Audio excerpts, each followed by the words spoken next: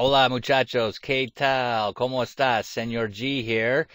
Let's go over the subjunctive or the subjunctive mood. If you're looking at the series of subjunctive videos we have here, this might be a good place to start because we're talking about the nuts and bolts of the subjunctive, that is the conjugation. But first, let's talk about the meaning of the subjunctive. There are four tenses in the subjunctive. There's the present subjunctive, the imperfect subjunctive, the perfect subjunctive, and the pluperfect subjunctive.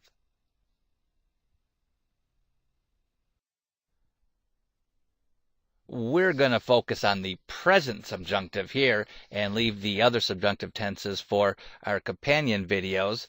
But digging a little bit deeper into the meaning of the subjunctive, we're talking about uncertainty and doubt and emotion and subjectivity as expressed by the speaker. Basically, we're talking about things that may be unreal or uncertain, and we cover that more on the What It Is video of the subjunctive. For now, we're going to focus on the nuts and bolts, or the conjugation of the subjunctive in the present tense. So once we're comfortable with what the subjunctive mood is, we want to turn to conjugation. What we really want to know is we want to know the formula for all the endings. That's the fun part, isn't it? Filling in all the blanks on the homeworks. So let's go ahead and look at that formula. It's really pretty simple, and the good news is it really doesn't change much when we get to the stem changers and spelling changes and all those other changes. Here's that formula. It's really pretty easy. Just go back to the present tense. In the O form, drop the O and add the endings that you see below. We'll practice that in just a minute. But we'll also use this same formula for those old irregulars like the spelling changers and stem changers. Alrighty, let's put those endings on an AR infinitive, hablar.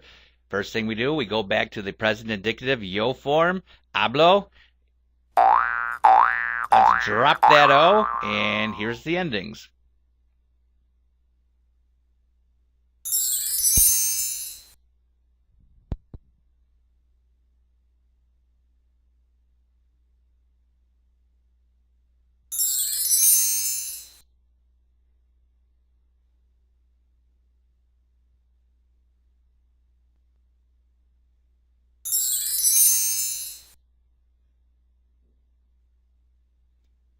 Notice the first person singular and third person singular are the same.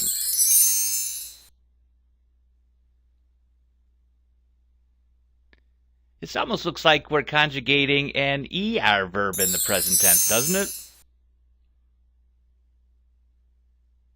Not quite, though.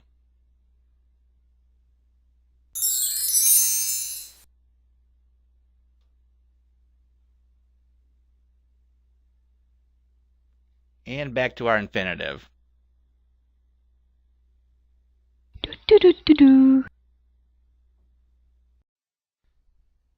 Alrighty, let's try that again, this time with an ER verb, aprender.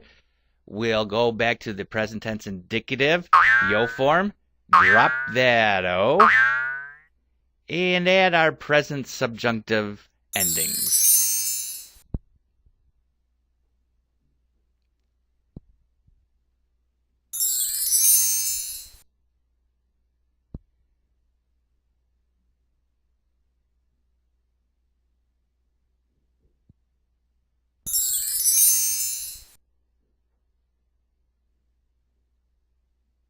Here we go again. The yo form and the la usted form are the same.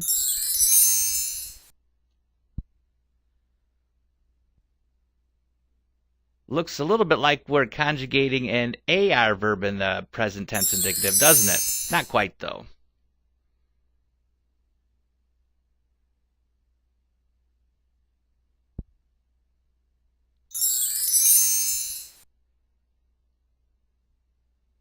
The last one. And back to our infinitive.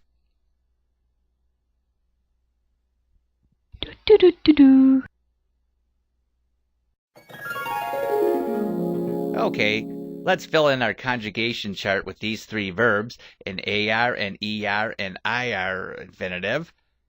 Notice the little angel there. That means these verbs follow the rules.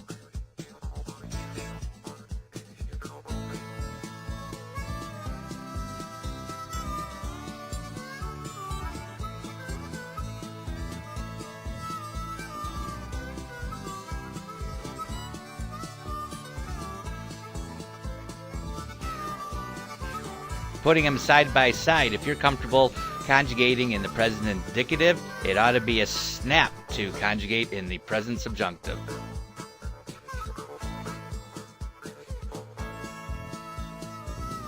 Check it out.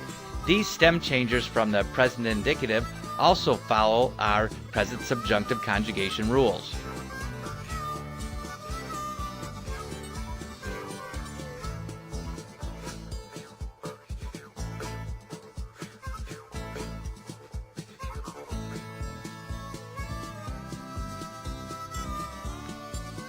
It's even the same in the nosotros and vosotros forms, except check out the little diablo for the stem change for IR infinitives.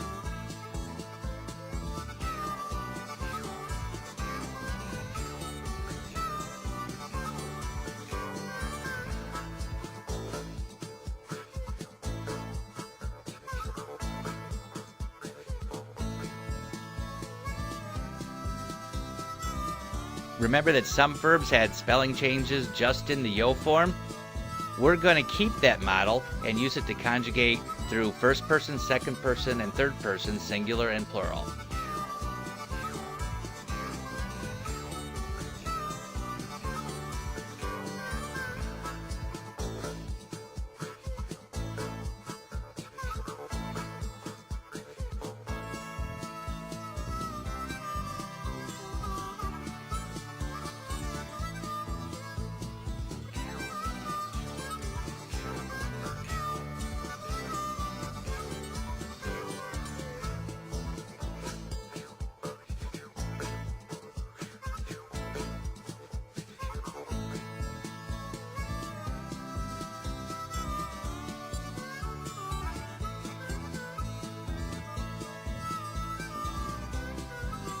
Here's one special category we do a little bit differently. Infinitives ending in CAR, GAR, and ZAR. We're going to go back to the first person preterite and use that as our model. We'll drop the accent mark just like we were doing formal commands, and we'll use that as our model throughout first person, second person, and third person.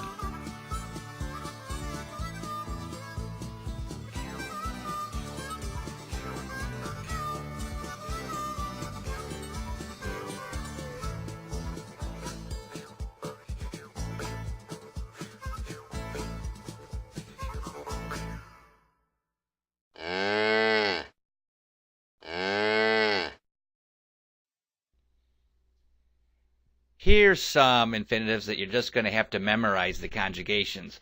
That's the bad news. The good news is that they're pretty common ones.